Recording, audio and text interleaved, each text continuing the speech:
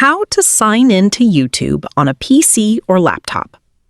First, open your preferred web browser and go to youtube.com.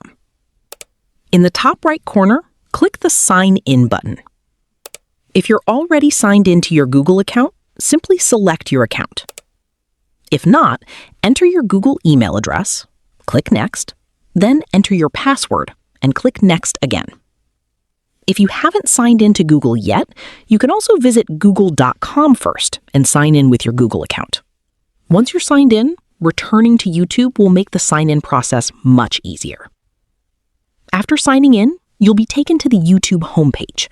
You'll now be able to search for videos, view your subscriptions, access your watch history, and enjoy all of YouTube's features. To confirm you're signed in, click your profile picture in the top right corner. If you already have a YouTube channel, click YouTube Studio to manage your channel, or select View Your Channel to visit it. If you don't have a YouTube channel yet, you can still use YouTube normally, or create a channel at any time from your profile menu. And that's it. You've successfully signed into YouTube on your PC or laptop. Thanks for watching. If this tutorial helped, don't forget to like the video, leave a comment below, and subscribe for more helpful tech tutorials.